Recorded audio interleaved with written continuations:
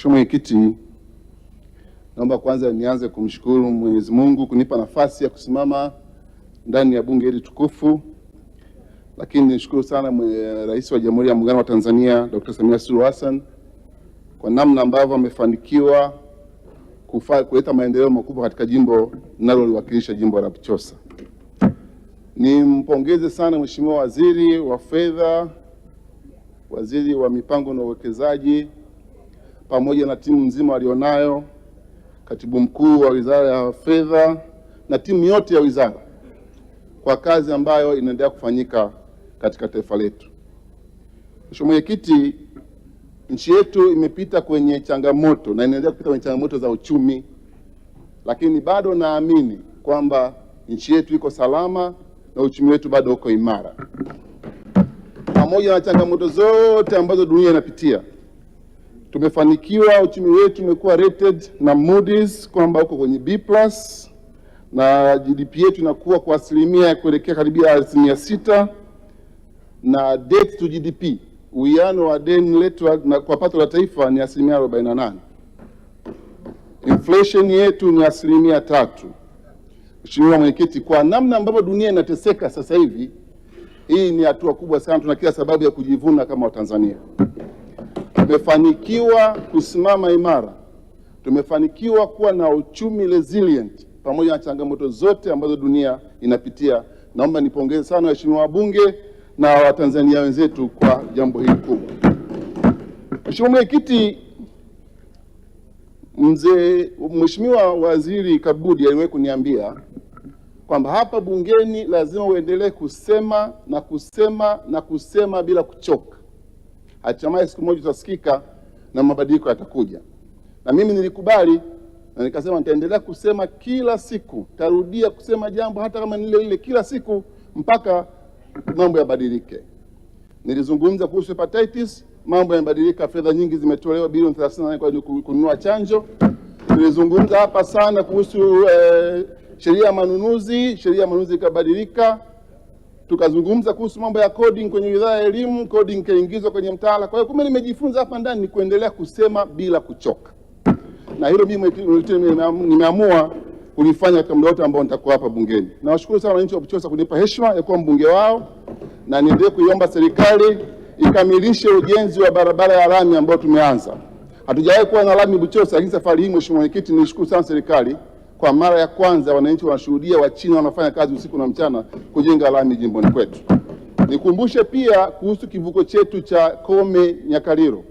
Tumepungukiwa bilioni 1.6 tu, Mheshimiwa Waziri wa Fedha, tukumbuke kivuko hiki kiweze kukamilika, wananchi waanze kukitumia. Mheshimiwa Mwenyekiti, natazama nchi yangu kwa sasa, naona kama tunaenda kwenye jambo moja inaitwa economic austerity. Mimi sio mchumi, lakini nimeisoma mahali economic austerity, mahali ambapo hali ya uchumi inakuwa ngumu. Mzee Mkapa aliita hali hiyo ukata alipoingia madarakani. Ni kweli tumepanga bajeti nzuri, ni kweli tutegemea kutumia trilioni 62. Lakini Mheshimiwa Mwenyekiti, ninavyoangalia, ninavyosikia na kufuatilia, naona kwamba kuna uwezekano mkubwa sana kuwa na nakisi kubwa sana ya bajeti, kwamba pengine tunasifikie kiwango hicho, kukusanya kiwango hicho cha fedha ili tuweze kutimiza malengo yetu katika bajeti hii. Nafurahi kwamba bajeti hii kwa mara ya kwanza imenionyesha dira ya kwamba iko siku nchi yangu inaweza kujitegemea bila kutegemea wazungu. Jambo hili limekuwa ndio langu wa muda mrefu. Nimekishazungumza hapa ndani mara nyingi kusema nchi hii ni tajiri sana kuendelea kutegemea wazungu. Tuna utajiri mkubwa mno. Tunaweza kutumia rasilimali zetu, tusimtegemee mtu yoyote. Bajeti hii, Mheshimiwa Waziri wa Fedha, asante sana. Umenionyesha kwamba kumbe inawezekana sisi wenyewe tukatumia vyanzo vyetu vya ndani na tusimtegemee mtu yoyote katika maendeleo ya nchi yetu. Mheshimiwa Mwenyekiti wa kikao hiki, Tanzania napenda kuona inatumia vyanzo vyake, inatumia sekta zake za uchumi kuleta maendeleo. Nishazungumza jambo hilo mara nyingi, narudia tena leo. Tamaa yangu Mheshimiwa Mwenyekiti ni kuona nchi yangu inatumia utajiri wake kuongeza pato la taifa. Mchango wa sekta za uchumi kwenye nchi yangu umekuwa mdogo sana. Sekta ya kilimo kwa mfano, sekta ya kilimo kwa Tanzania inachangia 20% ya pato la taifa mpaka 24. Kenya wanachangia 22.5%. Uganda wanachangia 26.2%. Lakini sisi tuna ardhi kubwa sana kuliko nchi zote hizi. Ukubwa wa ardhi yetu sisi ni kilomita za mraba 945, na inaweza kulimika arable land 335. Wenzetu wana ardhi ndogo, lakini mchango wao kwenye pato la taifa kwenye kilimo ni mkubwa. Mheshimiwa Mwenyekiti, natamani kuona kilimo cha nchi yangu kinachangia pato zaidi ya 20%, ili hatimaye mwisho wa siku pato likiwa kubwa la kilimo tuweze kuwapunguzia watu wetu kodi ambayo tunawatoza leo, kwa sababu tutaona pato kubwa kwenye kikapu chetu, hatimaye tuweze kuongeza compliance ya watu kulipa kodi zao kwa hiari. Ukiachana na sekta ya kilimo, Mheshimiwa Mwenyekiti, sekta yetu ya mifugo, Tanzania ni nchi ya pili Afrika kwa mifugo ikiongozwa na Ethiopia, lakini mchango wa mifugo katika pato la taifa kwa Tanzania ni 6.2% tu. Uganda ni 24.6% na Kenya ni 12%.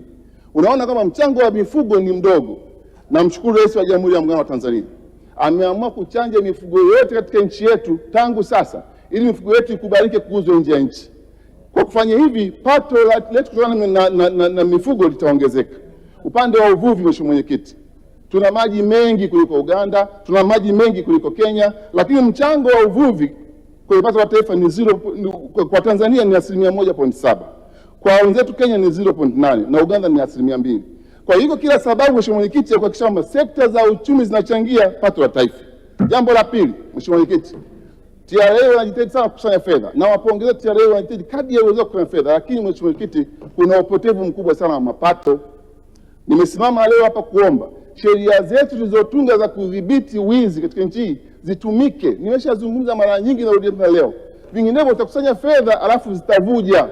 Naomba tuimarishe taasisi zetu, tuimarishe taasisi katika nchi yetu badala ya kuimarisha watu. Huko chini inawezekanaje waziri mkuu akaenda Manyoni akakuta kuna wizi umetokea pale kuna DC, kuna TAKUKURU hawajaona? Tuna kila sababu ya kuimarisha usimamizi wa sheria na watu wote wanaokwenda kinyume washughulikiwe ipasavyo. Mheshimiwa Mwenyekiti, naelekea mwisho, naona unajiandaa kuligongea kengele. Nataka kusema hivi, kama hatutaimarisha taasisi zetu tutaendelea kufanya hivyo, lakini watu wanaendelea kuiba na kuiba na kuiba. Jambo la mwisho, Mheshimiwa Mwenyekiti, Watanzania wanataka kushikilia uchumi wa nchi yao. Nchi hii 70% ya watu wetu ni vijana, lakini hebu tazama data hii, Mheshimiwa Mwenyekiti. Tanzania kwa kubeti katika Afrika ni nchi ya 5. Tanzania kwa unywaji wa pombe katika Afrika ni nchi ya 3. Inaongoza Burkina Faso, Uganda afu Tanzania. Hizi sio sifa nzuri kwa nchi. Tufanyeni kile kinachowezekana, tuwaondoe vijana wetu kwenye betting, tuwaondoe vijana wetu kwenye matumizi ya pombe na vilevi, tuwapatie ajira, tuwafungulie milango ya kujifungulia, ya kujiendeza wao wenyewe. Hawapendi na hawataki kuona kwamba wanakuja watu wageni wanachukua kila kitu, wao wanabaki pembeni. Wanatamani wao kama Watanzania, kama ndivyokuwa lengo la wazee wetu wa mwanzo wa kutafuta uhuru wa nchi yetu kwa maana na maskini, vijana wetu wanatamani na wao washikilie uchumi wa nchi. Mambo makubwa matatu ya kufanya. Kuna jambo moja kubwa sana. Kwa hiyo sisi tuna tofauti zetu hapa kama Watanzania, kuna watajiri, kuna maskini. Lakini mwisho wa siku tunahitaji usawa kwenye pato la taifa. Wote tupate kwa usawa, asiwe mtu akuacha pembeni. Kila mtu ajumuishwe kwenye swala hili. Kwa hiyo bila, Mheshimiwa Mwenyekiti, bajeti hii iwakumbuke Watanzania. Tujiulize, bajeti hii asilimia ngapi inabaki nyumbani?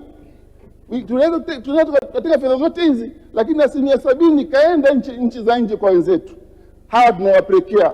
Mheshimiwa Mwenyekiti, nao taarifa kwamba 70% ya bajeti ya ujenzi huwa inaenda kwenye nchi moja, siwezi kuitaja.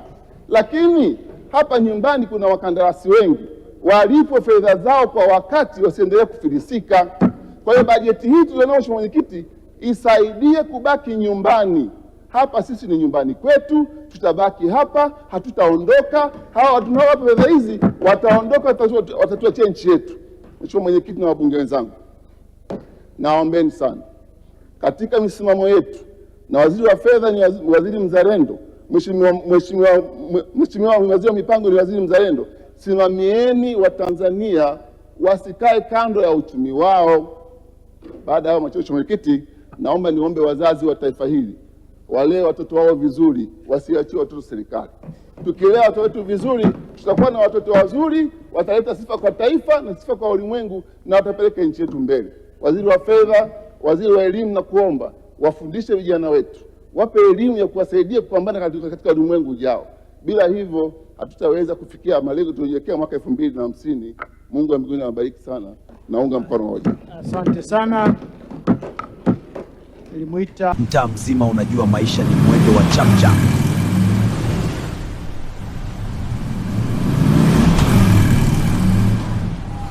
Mtaa mzima unajua maisha ni mwendo wa chapchap. Lakini leo kuna sehemu matumaini yanakutana na suluhisho.